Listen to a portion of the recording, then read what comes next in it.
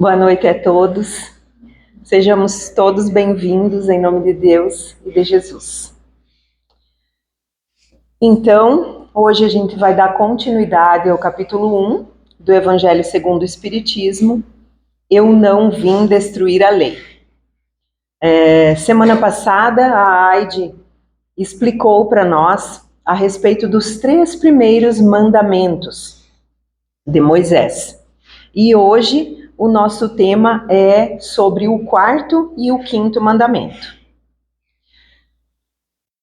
Antes nós conversávamos ali nos estudos, eu e a Aide um pouquinho, e realmente às vezes a gente se pergunta, a gente vem aqui na tribuna para falar sobre a doutrina espírita. Então parece um pouquinho confuso a gente falar sobre os 10 mandamentos de Moisés. E eu tinha inclusive feito uma pergunta para a gente entender também qual a relação que existe entre Moisés, os 10 mandamentos e o Espiritismo.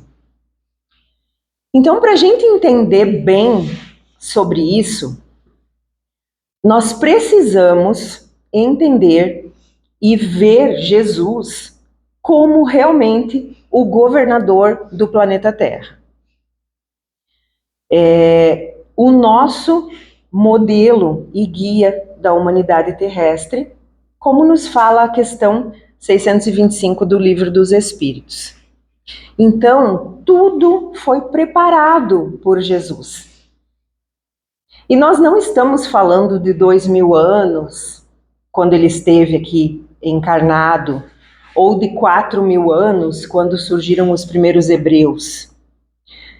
O planeta Terra, cientificamente falando, ele tem 4 bilhões e meio de anos. Então, essa preparação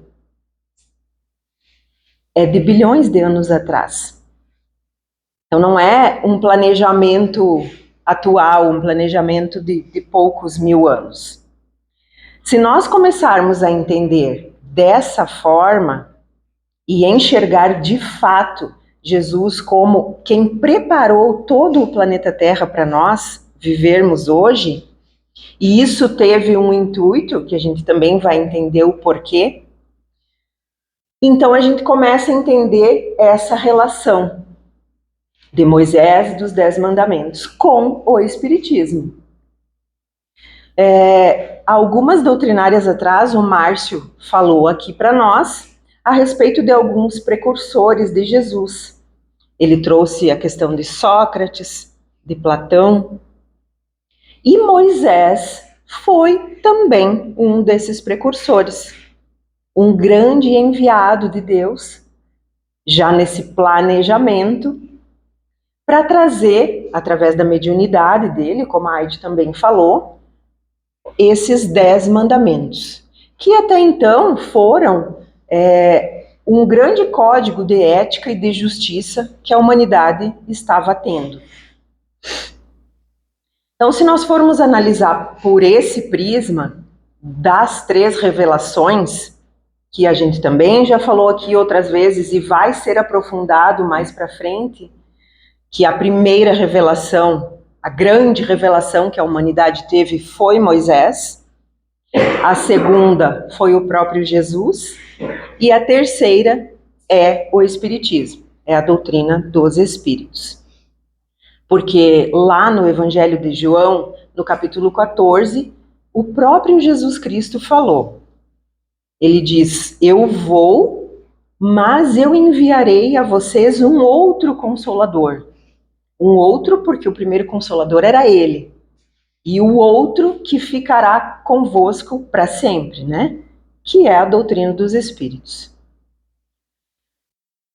Eu assisti uma palestrinha sobre um expositor espírita, que eu não sei se vocês conhecem, mas o nome dele é Severino Celestino. Ele é um paraibano e é um grande e profundo estudioso da Bíblia.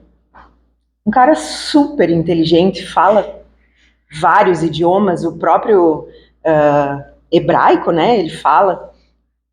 E ele aqui dentro do capítulo 1, tem, nas instruções dos espíritos, tem uma parte que ela é explicada, ali diz assim, que é um espírito israelita, e datada de 1861. Então, se nós formos pensar que a primeira obra básica, que é o Livro dos Espíritos, e ela é de 1857, então 4 anos depois, e Severino Celestino fala que esse espírito israelita, que resume o capítulo 1 do Evangelho, ele se chamava Mordecai, que foi um homem que viveu nessa época de Moisés. Era um hebreu também, né? Um judeu, e viveu nessa época e era alguém que tinha um grande aprofundamento e acreditava muito nas antigas escrituras, né? No Antigo Testamento, nos profetas, assim como a grande maioria dos hebreus da época. E depois, quando foi escrita a primeira obra básica, então, já no Evangelho, esse Espírito resume esse capítulo 1 e ele cede a nova doutrina dos Espíritos, inclusive dizendo que Moisés iniciou a obra, Jesus continuou, porque Jesus fala no capítulo 1, eu não vim destruir a lei, mas dar uma nova interpretação, e que o Espiritismo arrematará, ele fala. Ele resume esse capítulo 1. Então, nós precisamos entender, como espíritas e como cristãos também, que não tem como nós conhecermos e nos aprofundarmos na terceira revelação, que é a doutrina dos espíritos, sem conhecer as anteriores. É como a gente faz na escola, para a gente passar de série, a gente precisa aprender desde o início. E para poder entender bem o Espiritismo, sim, a gente precisa falar sobre a primeira revelação, que é Moisés, a segunda, que é Jesus. E tudo isso, como eu falei no início, que fez parte de um planejamento do nosso governador planetário, para que de fato nós possamos entender a mensagem de Jesus. Porque na época de Moisés, as pessoas não entenderiam. Como a Aide falou aqui semana passada, eram pessoas mais duras, mais rudes. E se nós formos parar para pensar, quando Jesus esteve aqui, encarnado, há 2000 e poucos anos, também nós não entendemos. Eu digo nós porque nós também deveríamos estar lá. Então, essa mensagem que hoje nós estamos tentando entendê-la. Porque a mensagem central dos evangelhos de Jesus falam sempre nessas vivências, né? Na vivência do reino de Deus, do reino dos céus, que hoje nós conseguimos entender que está dentro de cada um. Sempre baseado naquela justiça, amor e caridade, nessas 3 leis. Então era esse o intuito de toda essa preparação, porque se viesse assim solta, nós não entenderíamos. Então falamos do 4º mandamento. Está escrito assim: honrarás a teu pai e a tua mãe, para teres uma dilatada vida sobre a terra, que o Senhor teu Deus te há de dar. Dentro do Evangelho, tem um capítulo inteiro, que é o capítulo 14, que fala sobre a lei de gratidão aos pais. O capítulo já se chama honrar a vosso pai e vossa mãe, né? E lá nesse capítulo explica que nós precisamos, em primeiro lugar, ser gratos aos nossos pais. Afinal, foram eles que nos deram a oportunidade de vir aqui para cumprir o nosso objetivo maior, que é o da reencarnação. E em diversos livros da codificação, dentro do Evangelho, dentro do Livro dos Espíritos, explica essa questão da paternidade. E aí eu falo, né, da paternidade em termos de pai e mãe.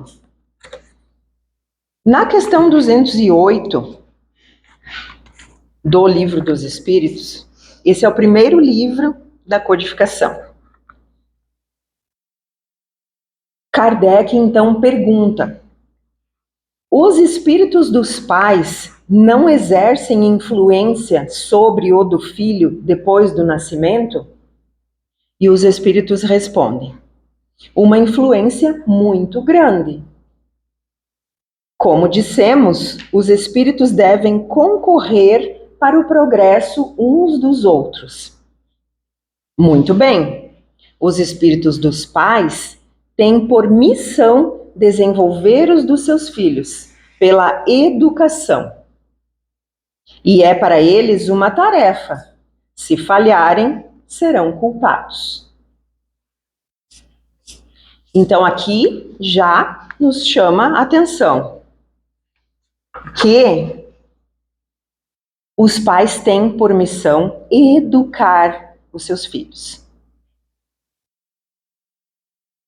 Através de bons exemplos, através de boas vivências. Nós estamos vivendo um momento na nossa sociedade, principalmente quem trabalha com o público consegue ver muito bem isso, onde, infelizmente, a grande maioria dos pais está tentando terceirizar a educação dos seus filhos. E colocam a responsabilidade na escola, colocam a responsabilidade nos órgãos públicos.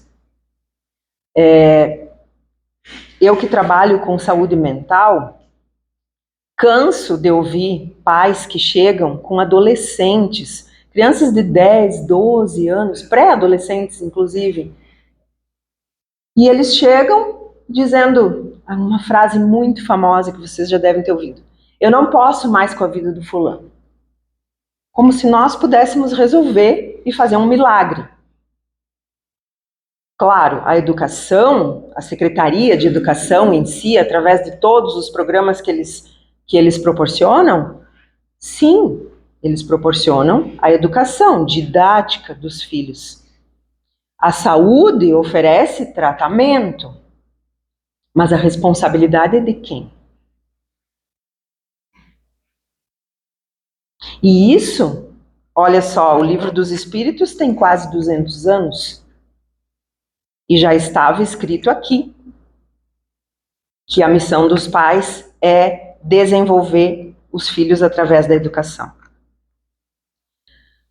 Outra questão que Kardec pergunta, aqui já na pergunta 582. Pode-se considerar a paternidade como uma missão? É, sem contradita, uma missão. E é, ao mesmo tempo, um dever muito grande. E que obriga, mais do que o homem pensa, sua responsabilidade pelo futuro dos filhos, né? Deus colocou o filho sob a tutela dos pais para que estes o dirijam no caminho do bem. E facilitou a sua tarefa, dando-lhe uma organização frágil e delicada que o torna acessível a todas as impressões. Mas há os que se ocupam mais em endireitar as árvores do seu jardim e a fazer produzir muitos e bons frutos, do que endireitar o caráter do seu filho.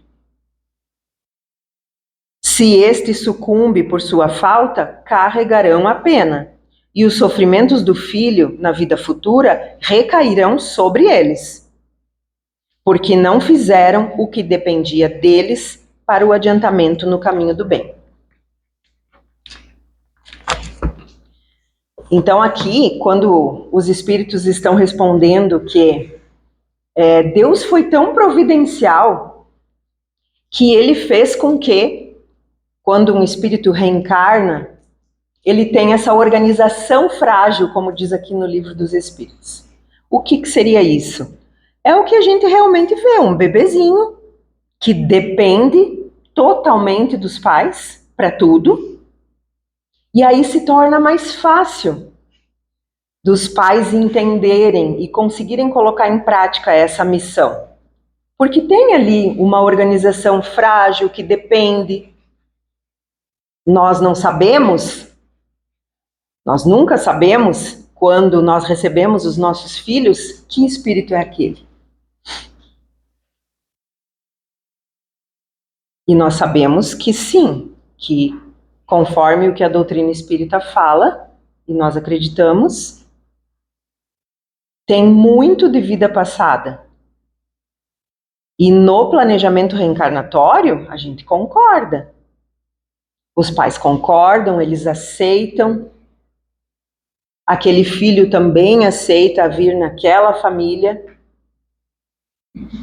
E muitas vezes, depois, quando nós estamos aqui já, aquele planejamento não é seguido à risca. E nesse contexto, todos vão responder. Tanto os filhos quanto os pais. Quando nós falamos sobre essa lei de gratidão aos pais, que está toda escrita no capítulo 14 do Evangelho, ali explica que existem muitos filhos rebeldes e que os pais não entendem. E quem é mãe ou pai de mais de um filho sabe muito bem que a gente dá o mesmo tipo de educação. E um é totalmente diferente do outro. Por quê? Como que se explica isso? Claro que cada pessoa tem a sua personalidade. Mas se nós formos pegar pela questão das reencarnações, cada filho que vem, às vezes ele vem com um débito com aquele pai e aquela mãe. E por isso, como diz a dona Celoí, já falou aqui várias vezes, que a gente embala aquele bebezinho, né? E ama tanto, e a gente ama tanto, mas a gente não sabe qual é a dívida nossa com eles ou deles conosco. Mas precisa ficar claro que o nosso papel de filhos em relação aos pais é sempre honrar o nosso pai e a nossa mãe, independente do que eles fizeram por nós na nossa infância ou na nossa juventude. E isso é uma coisa que, volto a dizer, que como trabalho com saúde, e mais especificamente saúde mental, nós vemos muito hoje em dia a questão dos adultos com traumas, né? E principalmente trazidos da infância.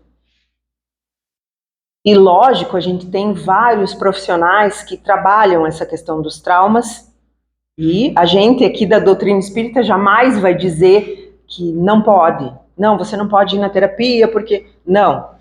Todo o tratamento, tanto medicamentoso quanto terapêutico, a gente sempre recomenda que a pessoa continue fazendo.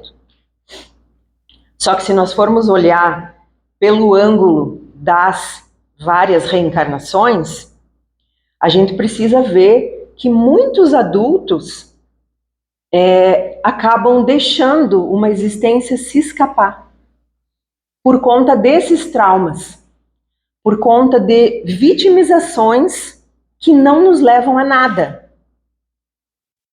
Quantas pessoas que nós conhecemos que deixam de se aperfeiçoar, de se modificar, porque, eu não tive o amor da minha mãe como eu gostaria.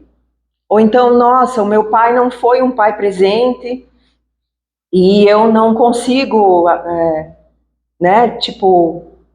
esse trauma é uma coisa que eu não consigo levar a minha vida para frente porque eu não tive. Sim, a gente sabe que cada pessoa sente a dor da sua forma. Mas quando a gente começa a entender que ninguém nessa existência aqui é vítima, ninguém é vítima. Ninguém está passando por nenhuma situação por engano, porque Deus errou de endereço. Isso não existe. Então a gente tem que sim parar de se vitimizar e tocar a vida para frente. E outra, nós, pais de hoje, que temos nossos filhos adolescentes e entrando na vida adulta, nós não tivemos a mesma educação que os nossos filhos estão tendo hoje. E nós sabemos muito bem que na época em que nós fomos educados, os nossos pais muitas vezes não tinham o entendimento que nós temos hoje. E nós também não tínhamos tantas demandas quanto os nossos filhos estão tendo hoje. Então, claro, tudo faz parte do processo de aperfeiçoamento, né, do ser humano. Mas talvez a gente tenha que parar para pensar que os nossos pais fizeram o máximo que eles puderam. Se eles pudessem, talvez na época, entender da forma que nós entendemos hoje, teriam feito diferente. Mas não foi porque foi de propósito.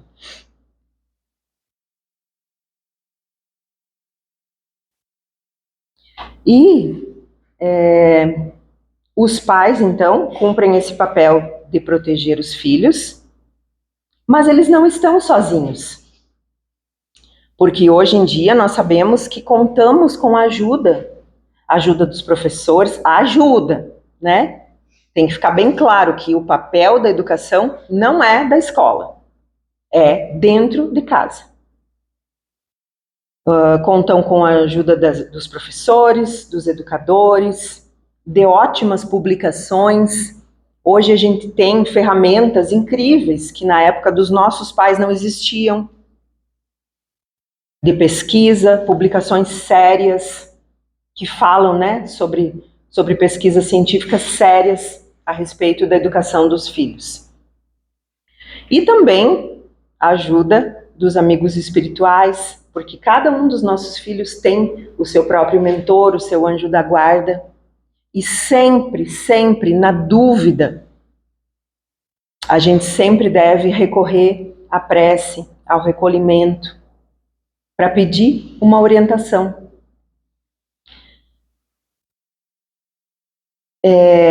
Esse final de semana, então, ontem, nós tivemos o Dia dos Pais, e eu gostaria de fazer uma homenagem bem singela e bem simples aos pais,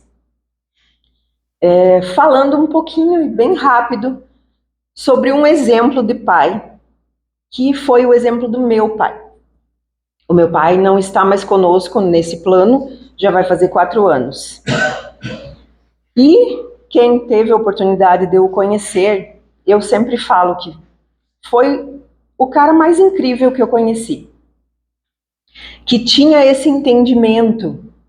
Ele não frequentava nenhum templo religioso, mas era uma pessoa que tinha total consciência de se modificar. Ele sabia que precisava passar por esse processo de modificação moral e espiritual. E eu digo hoje que a grande marca que o meu pai deixou, tanto em mim, quanto no meu irmão, quanto nos meus filhos e os meus sobrinhos, foi a presença. E isso eu acho que é a grande sacada de hoje, assim, para nós, tanto pais quanto mães, porque ontem foi celebrado o Dia dos Pais, mas isso vale para todos nós que somos exemplos, e não só pais biológicos ou mães biológicas, mas todos aqueles que são responsáveis por jovens, por almas que estão começando nessa trajetória. Então eu acho que a presença é a principal coisa que a gente pode deixar. Eu hoje sei que nos piores e nos melhores momentos da minha vida eu tive a presença do meu pai. Então, não tem a ver com estudo, com deixar... apesar de que meu pai, querido, ele tinha 80 anos e estava na 3ª faculdade, porque era uma pessoa que estava sempre em busca de aprender mais. E tinha uma vitalidade incrível, né? Foi um percalço da vida e a doença nos pegou de surpresa e ele desencarnou. Mas essas marcas que as pessoas deixam na vida das outras pessoas é que vale. Não importa se você tem mestrado, doutorado, se você tem MBA em alguma área da tua vida profissional, ou se você conquistou, se você acumulou bens e propriedades, não é isso que fica. Não é isso que importa. O que importa é aquela marca que você deixa na vida das pessoas que estão junto contigo.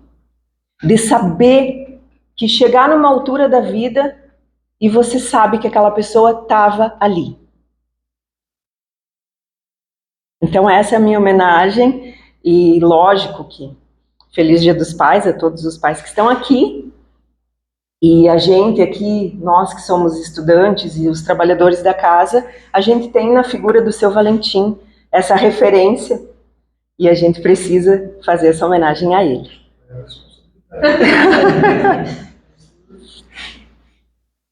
Então, o quinto mandamento. O quinto mandamento é não matarás. E eu quero ler aqui uma passagenzinha do Evangelho de Mateus. Vocês ouviram o que foi dito aos seus antepassados: não matarás. E quem matar estará sujeito a julgamento. Mas eu digo a vocês que qualquer que se irar contra seu irmão estará sujeito a julgamento. Também qualquer que disser a seu irmão racá será levado ao tribunal. E qualquer que disser louco corre o risco de ir para o fogo do inferno. Isso está em Mateus capítulo 5, versículos 21 e 22. Essa palavra racá era utilizada na época em que Jesus viveu e ela vem do aramaico, significa homem de má vida, louco, tolo. E inclusive, quando se falava essa palavra para alguém, se falava cuspindo no chão, porque era realmente uma grande ofensa. Então aqui Mateus já nos diz que a respeito do mandamento não matarás, não é somente o não matar no sentido literal do termo, mas sim quando você ofende alguém. E eu trouxe aqui uma passagem da Revista Espírita de julho de 1865, que fala sobre esse mandamento não matarás. Aqui diz assim: não se trata apenas de não cometer homicídio. Há uma coisa mais preciosa que o corpo, a alma. Pais, que educais vossas crianças longe de Deus e de seus mandamentos, vós matais. Pais, professores, governantes de toda ordem, que dais maus exemplos por impiedade, imoralidade, zombaria ou vício, vós matais. Todos vós, crentes, que não professais vossa fé diante do incrédulo ou do ignorante, vós matais. É preciso dar testemunho da vossa fé onde puderdes, sobretudo pelo bom exemplo.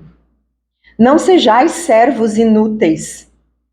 Jesus disse: aquele que tem, mais será dado, e aquele que não tem, será tirado o pouco que tem. Cada um vem com uma qualidade, um talento, por mínimos que sejam.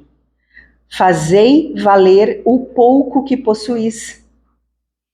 Aumentai vosso haver. E, ao que houverdes adquirido, serão acrescentadas novas virtudes. O conhecimento de mais verdades, mais ciência espiritual, ou seja, mais felicidade. No entanto, se não fizerdes nenhum esforço para aumentar o que tendes em vós de bom, perdereis esse pouco, por vossa negligência, e sofrereis por mais tempo.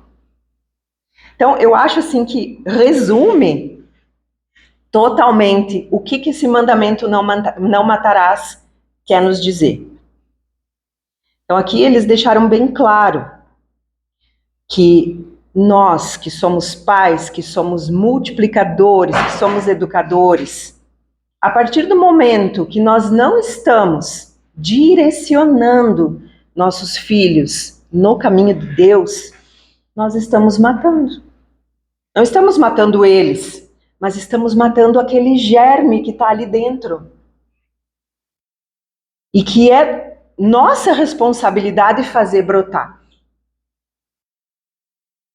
No momento que a gente fala assim, não, mas hoje em dia, né, tudo tão moderno, eu vou deixar meu filho seguir pelo caminho que ele entende que é melhor. Nós estamos matando esse germe. Porque quanta coisa boa pode vir dali e nós não estamos oportunizando isso. Outra coisa, quando os professores, os governantes de toda ordem, como diz na mensagem, estão dando maus exemplos, e nós sabemos que hoje em dia está cheio de maus exemplos, por tudo, estão matando. Matando todo aquele potencial que os jovens têm. E que nós, como responsáveis por eles, nós precisamos dialogar, precisamos ter conversa em casa, largar o celular, que é o mal de hoje em dia. Quando os nossos filhos estão perguntando para o chat GPT e não estão perguntando para nós, onde é que nós estamos errando, gente? E a inteligência artificial é uma cilada. É muito boa para muita coisa. Mas a gente sabe que aquilo ali pode levar a várias outras. E o jovem, ele é muito curioso. E principalmente essa parte aqui onde fala, ó, todos vós crentes que não professais a vossa fé.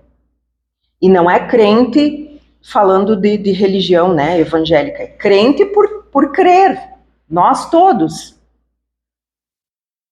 Quando a gente se cala, quando a gente se omite, nós estamos matando. E, finalmente, quando ele fala sobre os talentos. Porque todos nós temos talentos. Alguns mais, outros menos. Mas quando a gente vem numa existência que nós temos todo esse tempo da nossa vida para fazer multiplicar esses talentos e nós nos omitimos e passamos uma existência na ociosidade e esperando as coisas acontecerem. Eu vou falar um exemplo bem rapidinho que eu vivi semana passada. Quando uma pessoa que está precisando de tratamento, precisando de ajuda, e quando a gente tenta, porque nós tentamos, os meus colegas aqui devem compartilhar do mesmo. A gente tenta falar para as pessoas a respeito da doutrina. E eu tive que ouvir essa pessoa me dizendo assim: mas eu vivi a minha vida inteira pelos outros. E agora que tá lá, meu filho em tal cidade, vivendo sozinho, fulano também já não tá mais comigo, a minha família também não se preocupa, o que eu vou fazer? Ela me falou. Eu disse, mas agora é o momento de você viver por você. Porque realmente o nosso papel como pais é que os nossos filhos vão para o mundo e vão conseguir conquistar as coisas deles. E daí ela me disse assim, mas você fala isso porque você está com a tua vida sempre cheia? Você tem a doutrina espírita, tem a casa espírita, você pratica teus esportes que tu gosta? Eu falei, sim, mas isso fui eu que busquei. Ninguém veio lá na porta da minha casa me pegar pela mão e trazer aqui. Ninguém vai lá me dizer, vamos jogar vôlei? Não, a gente tem que buscar. Somos nós os responsáveis por multiplicar esses talentos. E se nós chegarmos no dia do nosso desencarne e tivermos que prestar conta, existe a parábola dos talentos, que teve aquele que enterrou, né, o seu talento. Então é nós que temos que buscar. É nossa responsabilidade. Então, nesse sentido, o mandamento não matarás. Para terminar o nosso... Eu sei que depois a dona Celoí e a Sonária vão fazer uma homenagem aos pais, mas eu trouxe uma carta para ler. Espero que eu consiga. A carta de um pai que partiu. É bem curtinho. Eu sei que hoje é um dia difícil, um dia que a saudade aperta mais um pouco. Eu sinto a mesma coisa. Aqui do outro lado, não posso receber seu abraço e passar o domingo contigo. E eu não vou negar que isso dói, muito. Mas isso não quer dizer que eu não esteja com você. O tempo todo. Nunca se esqueça que eu ainda sou teu pai, e sempre serei. E você sempre será meu maior tesouro. O meu legado para o mundo. De tudo o que eu fiz e deixei aí na terra, você é minha maior herança. Se puder te pedir um presente do Dia dos Pais, peço que tente se lembrar de mim sempre com um sorriso no rosto. Desejo que eu seja sempre uma lembrança boa, uma saudade gostosa. Eu vou seguir te abençoando daqui. Viva a sua vida. Viaje, dance, ame, cante. Seja muito feliz. E nunca se esqueça de tudo que o seu velho pai te ensinou. Desejo que tenha uma vida longa, que realize todos os seus sonhos. E que, quando o seu dia chegar, saiba que estarei do lado de cá te esperando. Porque essa nossa separação é apenas momentânea. Te amo e estou sempre contigo. Você é a melhor parte de mim.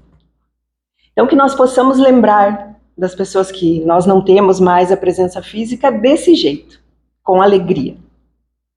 Agradeço pela atenção de todos, que assim seja. Que assim seja.